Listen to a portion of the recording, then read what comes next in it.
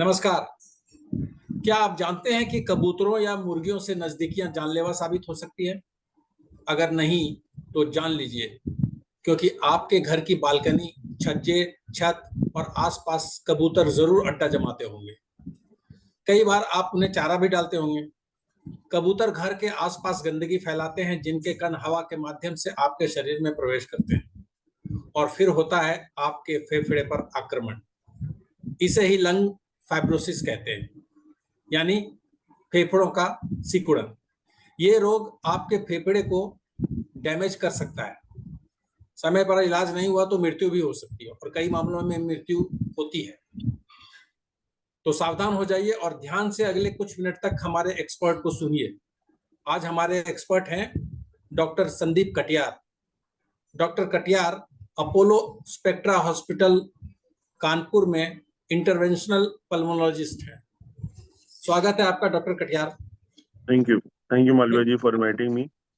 मेरा पहला सवाल आपसे यही है कि हमारे दर्शकों को बताएं कि ये लंग फाइब्रोसिस होता क्या है और कब और कैसे हमारे फेफड़ों पर प्रभाव डालता है। मैंने कहा ये चीज नई नहीं रह गई, जब से कोविड हुआ है सबने लंग फाइब्रोसिस बारे में सुना है। और जो इतनी जाने गई थी जो इसमें कोविड में ये सब लंग फाइब्रोसिस से ही डैमेज हो के गई थी। तो इसमें क्या होता है, फेफड़ा सिकुड़ने लग जाता है और धीमे धीमे सिकुड़ करके उसमें ऑक्सीजन और अंदर जा नहीं पाती है। तो ऑक्सीजन और ब्लड जहाँ मिक्स होती है वो मेम्ब्रेन मोटा होकर के फाइब्रोज हो जाता है। तो उसे टोटल लंग कैपेसिटी, फेफड़ा सिकुड़न आ जाती है और वो अपना काम पूरा नहीं कर पाता। जैसे किडनियां सिकुड़ जाती हैं जब फेल हो जाती हैं, उसी तरह फेफड़ा भी सिकुड़ जाता है, जैसे लिवर भी सिकुड़ता है जब फाइब्रोसिस हो जाती है। तो इन सब से इनकी वॉल्यूम छोटे हो जाते हैं और अपना काम नहीं कर पाते हैं, उसको फाइब्रोसिस कहते हैं। तो ये कब पता चलता है हमें? कोई सिम्टम? इसके शुरुआती सिम्टम होते हैं सूखी खांसी आना, कुछ मेहनत करने में सांस फूल जाना। लोग कई बार क्योंकि एज ज्यादा होने पे ये सब चीजें अटैक करती हैं आपको, तो उनको लगता है हमारी उम्र बढ़ रही है इस वजह से हमको ऐसा हो रहा है। पर ऐसा नहीं है। अगर आपको डेली में हल्की खांसी आने लग जाए, सूखी खांसी, सांस फूलने लग जाए, जो आप नॉर्मल काम करते थे उसमें आपको लगे आपकी सांस फूल रही है, तो आपको अवश्य चेकअप कराना चाहिए। और इसको पकड़ पाना भी बहुत मुश्किल होता है क्योंकि एक अच्छी क्वालिटी का एक्सरे चाहिए होता है इसमें, और उसके बाद सीटी स्कैन में कंफर्म होती है। तो अच्छी इन्वेस्टिगेशंस कराना जरूरी है, क्योंकि कई बार पेशेंट्स को डायग्नोसिस ही नहीं हो पाती है कि असल में उनको ये फाइब्रोसिस होने लग गई है। तो मतलब ये सिर्फ एक्सरे से पता नहीं चलेगा, स्कैन कराना पड़ेगा? जी, इसका कंफर्मेशन तो सीटी स्कैन से ही होता है, लेकिन एक्सरे में आप अंदेशा लगा सकते हो। अच्छी क्वालिटी का अगर एक्सरे हुआ है तो आपको एक अंदेशा आ जाएगा कि हाँ इसमें फाइब्रोसिस हो रही है। अच्छा डॉक्टर साहब, इसका वायरस कैसे पैदा होता है? कैसे, कहाँ से आता है इसका वायरस? ओरिजिन इस क्या है? इसमें वायरस नहीं होता, इसमें कई तरीके से इसको इंटरस्टिशियल लंग डिजीज कहते हैं, ILD। जिसमें से कि एक एक प्रकार होता है जो कि कबूतरों और तोतों से होता है। तो उसकी जो शिट करता है वहां पे, वो उसमें एक एंटीजन होता है जिससे बॉडी रिएक्ट करने लग जाता है। उसको हाइपर सेंसिटिविटी न्यूमोनाइटिस कहते हैं, HSP। और ये 3 फेजेस में होती है, अक्यूट, सब अक्यूट और क्रॉनिक। तो जो अक्यूट और सब अक्यूट है, ये उसका एक्सपोजर अगर बंद हो जाए और शॉर्ट ड्यूरेशन ऑफ ट्रीटमेंट चले उतने से सही हो जाती है। लेकिन एक बार ये क्रॉनिक फेज में चली जाएगी, फिर उस मात्रा में सुधार नहीं आता है और ये आगे सेल्फ प्रोग्रेसिव में कन्वर्ट हो जाती है। मतलब आपके कहने का मतलब है कि अगर हम शुरू में शुरुआती स्टेज में हम जांच कराएं और इसको इलाज कंफर्म कराएं तो ठीक हो सकता इलाज है। कराए। मेरे कई पेशेंट्स रहे हैं, एक जज की वाइफ भी थी, तो उनके यहाँ जो है वो दाना डालते थे कबूतरों को। उनको बहुत ज्यादा खांसी आने लग गई, बीच में दिखाने आई। तो हम लोगों ने सस्पेक्ट किया कि बस इतना पूछा उनसे कि आपको कबूतर हैं क्या? कहते कबूतर तो भरे पड़े हैं, जाते जाते पूछा बस। और एक्सरे बिल्कुल नॉर्मल था उस समय पे। फिर जब सीटी स्कैन कराया तो उसमें वो बीमारी निकल के आई। उनको महीने 1.5 महीने ट्रीटमेंट चला and she was fully cured of it. और कितने लोग हैं, कितने अच्छे बिजनेस हाउसेज हैं जिनके यहाँ ये बीमारी हो करके उनकी डेथ हो गई इससे, लंग अ, फाइब्रोसिस से। किस तरह का ट्रीटमेंट आप लोग करते हैं? सिर्फ दवा देते हैं या दवा के साथ साथ आप कोई रेस्पिरेटरी एक्सरसाइज बताते हैं? क्या, कैसे करते हैं? इसमें इसका ट्रीटमेंट है स्टेरॉइड्स और इम्यूनोसप्रेसेंट्स और एंटी फाइब्रोटिक ड्रग्स। अभी इसमें कई नई दवाइयों का भी जो प्रज्वलन चला है, जो कि हम लोग नए ट्रायल्स कर रहे हैं। अभी तक जो दवाइयां इसकी आती थी, अगर क्रॉनिक फेज में चली जाए और प्रोग्रेसिव हो जाए, तो उसको बीमारी को वापस नहीं ले जाती थी। ये बीमारी सेल्फ प्रोग्रेसिंग में आकर के अपने आप धीमे धीमे आगे बढ़ती चली जाती है। लेकिन कुछ हमारे नए ट्रायल्स ऐसे हुए हैं, नई दवाइयां हम लोगों ने एक्सपेरिमेंट की हैं, जिनसे बीमारी अब वापस भी जाने लग गई है। अभी मार्केट में अवेलेबल नहीं हुई है ये दवाइयां, लेकिन होपफुली आगे आने वाले समय में ये दवाइयां अवेलेबल होंगी। अभी करंट ट्रीटमेंट जो है वो स्टेरॉइड्स और इम्यूनोसप्रेसेंट्स है और एंटी फाइब्रोटिक ड्रग्स है। और साथ में अगर बहुत प्रोग्रेस कर गया है तो लंग ट्रांसप्लांट भी इनमें किया जाता है। अब आप चूंकि कह रहे हैं कि स्टेरॉइड दिया जाता है इसमें, तो इसके साइड इफेक्ट भी होते होंगे। हर दवाई के साइड इफेक्ट होते हैं, लेकिन स्टेरॉइड्स और इम्यूनोसप्रेसेंट्स कई बार जरूरी होते हैं। जैसे आप जब अपना रीनल ट्रांसप्लांट कराते हैं, कोई भी ट्रांसप्लांट कराते हैं, तो उसमें आपको इम्यूनोसप्रेसेंट दिए जाते हैं। पर वो आपके ट्रीटमेंट का एक पार्ट है, जो कि आपको देना है और उसकी रिस्क कवर करनी है आपको।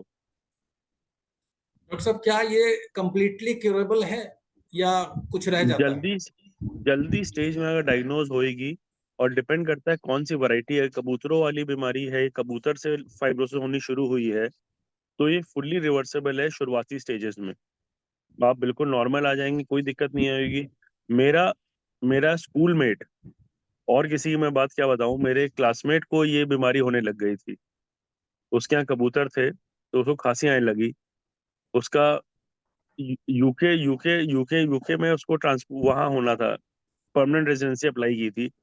तो उसके एक्सरे में कुछ बीमारी आई, तो उसने मुझको दिखाया। डायग्नोज नहीं हो पा रहा था, तो उसको डायग्नोज किया, और उसको ये कबूतर से होने वाली बीमारी हुई थी। तो शुरुआती ट्रीटमेंट दिया उसको 2-3 महीने, एंड ही गॉट, उसको बिल्कुल पूरा लाभ मिला और बिल्कुल सही हो गया हमेशा के लिए। इसमें सबसे इंपॉर्टेंट होता है एंटीजन एक्सपोजर रोकना। अगर आप उसी जगह रहते रह रहे हैं और कबूतर आप दवाई ले रहे हैं साथ में, कबूतर और तोता की एंटीजन से आपको एक्सपोजर रह रहा है, तो इसका क्योर नहीं होएगा। तो ये आपको आगे बढ़ती चली जाएगी। सबसे पहली चीज है एंटीजन एक्सपोजर रोकना। डॉक्टर साहब, मैं जब इस बीमारी पर रिसर्च कर रहा था तो मैंने पाया, मैं उनका नाम नहीं लेना चाहता हूं, लेकिन मैंने पाया कि आपके शहर के ही एक बड़े बहुत बड़े उद्योगपति इसके शिकार हुए और उनकी जान चली गई। जी जी जी तो क्या वो उनको भी कबूतरों की वजह से हुआ था या और भी जी। कोई रीजन था? वो मॉर्निंग में मॉर्निंग वॉक पे जाते थे, और वहीं पे जो है कबूतर, वहां पे कबूतर बैठा करते थे। तो उसी एरिया में सुबह सुबह मॉर्निंग वॉक लेते थे, और अपना आपको लगता है कि आप सही काम कर रहे हैं, लेकिन क्योंकि आप कबूतर से सेंसिटाइज थे, और उससे आपको ये बीमारी आकर के धीमे धीमे शुरुआत में डायग्नोज नहीं हो पाई, और जब वो आगे प्रोग्रेस हो गई, तब डायग्नोज हुई, तब तक इट वाज टू लेट।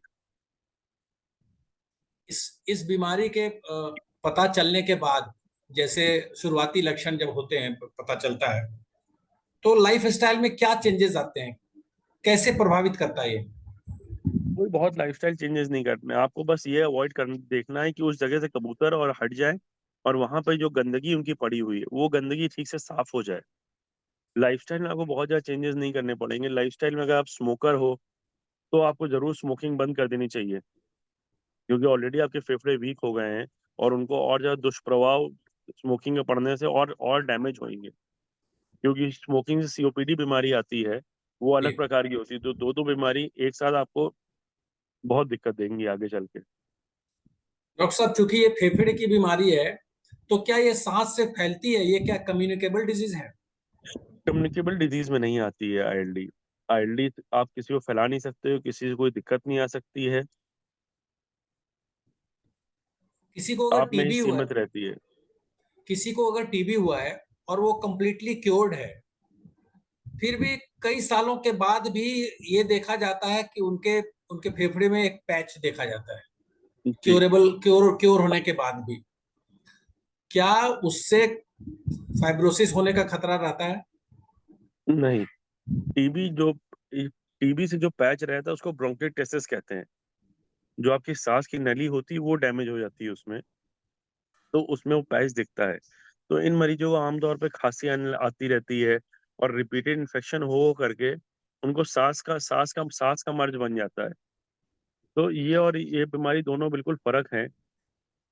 और ऐसा भी होता है कभी कभी दोनों बीमारी एक साथ भी मिलती है। टीबी की बीमारी भी आती है और साथ में फाइब्रोसिस भी आती है। तो उसमें पहले हम लोग टीबी ट्रीटमेंट शुरू करते हैं और फिर फाइब्रोसिस ट्रीटमेंट देते हैं, क्योंकि इसमें स्टेरॉइड भी चलना होता है।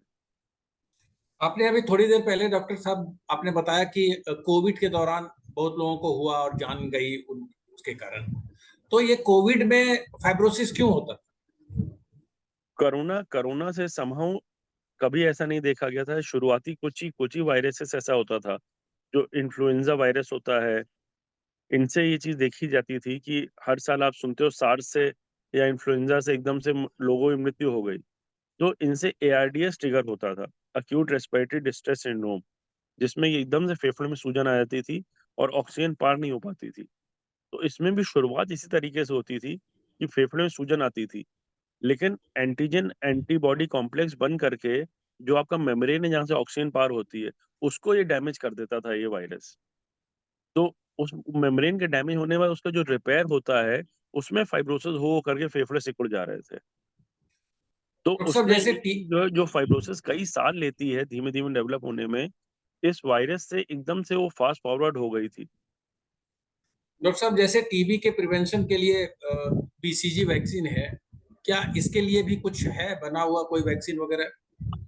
इस- आप वायरस से अपने आप को प्रोटेक्ट कर सकते हो। जैसे आपने जो कोविड की वैक्सीन वैक्सीन लगवाई, फ्लू की वैक्सीन आती है हर साल, हम लोग रिकमेंड करते हैं कि फ्लू की वैक्सीन आप लगवाएं, जिससे ये आपको इन वायरसेस से एकदम दिक्कत नहीं हो। आपने सुना होगा एकदम से बर्ड फ्लू फैलना शुरू हुआ है मेक्सिको में, कुछ केसेस इंडिया में भी मिले हैं।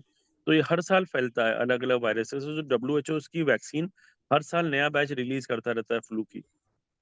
तो फ्लू की वैक्सीन जरूर लगवाएं। फ्लू शॉट्स जिन्हें हम लोग कहते हैं, हम लोग के यहाँ इसका प्रज्वलन बिल्कुल नहीं है, लोग नहीं लगवाना चाहते हैं बहुत ज्यादा वैक्सीन। लेकिन फ्लू वैक्सीन से आप अपने आप को बहुत ज्यादा बचा सकते हो। उससे आपको वायरल इन्फेक्शन होने फ्लू के कम हो जाते हैं, और अगर आपको सिवियर रिएक्शन होने वाला है तो वो आपका बच जाएगा उससे। डॉक्टर साहब एक लेकिन आखिरी सवाल आपसे। एग्जैक्टली कहें कि आईएलडी से आपको, फाइब्रोसिस से आपको कोई चीज प्रोटेक्ट कर पाएगी, ये सिर्फ डिपेंड करता है कि आपको किस वजह से हो रहा है। तो उसका एक्सपोजर आप अगर जो आप रोक पाए, तो उससे आप प्रिवेंट कर सकते हैं। एक आखिरी सवाल डॉक्टर साहब आपसे। इस बीमारी के शिकार मरीजों और उनके रिश्तेदारों को आप क्या सुझाव देना चाहेंगे? मैं यही सुझाव देना चाहूंगा कि प्रॉपर ट्रीटमेंट कराएं। कि आप अगर बढ़ी हुई स्टेज में पहुंचे हैं डॉक्टर के पास, तो उसमें बहुत ज्यादा सुधार आपकी सांस में नहीं आ जाएगा। तो कई मरीज रहते हैं जो कि कई बार डॉक्टर चेंज करते रहते हैं। एक बार आप अगर डायग्नोज हो गए हैं लंग फाइब्रोसिस से, तो अपने प्राइमरी डॉक्टर के पास स्टिक करें और उनसे आगे का डिस्कशन भी करें कि अगर मान ली ये बीमारी हमारी आगे बढ़ती है, तो क्या हम अपना लंग ट्रांसप्लांट करा सकते हैं। अब लंग ट्रांसप्लांट की फैसिलिटीज अच्छी आ गई है हिंदुस्तान में, जो कि कराया जा सकता है अगर आप सही स्टेज में पहुंचे। अगर आप बहुत एडवांस स्टेज में पहुंचते हैं, तो लंग ट्रांसप्लांट भी ऑप्शन नहीं रह जाता है। तो सही ट्रीटमेंट चुनें, सही चीज का ध्यान दें, और वैक्सीनेशन जरूर कराएं। वैक्सीनेशन भी आपको बहुत हेल्प करता है इन सब बीमारियों के रोकथाम और बढ़ने में, क्योंकि हर हर एक्सासर्बेशन आपके फेफड़े को और नीचे ले आता है जब आप बीमार हो जाते हो। तो जितना कम इन्फेक्शन होएगा आपको, उतना बेहतर रहेंगे आपके फेफड़े। थैंक यू डॉक्टर साहब, आप आए और ज्ञान बढ़ाया हमारे दर्शकों का। ये एक ऐसी बीमारी है जिसके बारे में बहुत कम लोग जानते हैं, जबकि कबूतर और तोतों का पाला लगभग हर इंसान से पड़ता है। हम इसको हम लोग को मॉडर्न डे टेररिस्ट कहते हैं, जी। हम लोग की भाषा में। तो बिल्कुल बिल्डिंग पे कब्जा कर लेते हैं ये, और ये भगाए नहीं भागते हैं। कुछ मरीज हम हमारे कोशिश ऐसे रहे हैं जिनको हमने कहा है कि अपना घर ही बदल लो, जो रेंटेड पे थे, कि दूसरी जगह शिफ्ट हो जाए, लेकिन हर केस में पॉसिबल नहीं रहता है। बहुत बड़ी बात आपने कह दी। हम कोशिश करेंगे कि सोशल मीडिया के माध्यम से हम जन जन तक ये बात पहुंचाएं। जब आप थैंक यू मैम। मकान बदलने की बात कर रहे हैं तो आप समझ सकते हैं कि ये कितनी खतरनाक बीमारी है। बहुत बहुत धन्यवाद, आप आए, सुबह सुबह हमारा ज्ञानवर्धन मालविया किया। जी। थैंक यू सर, नमस्कार। नमस्ते।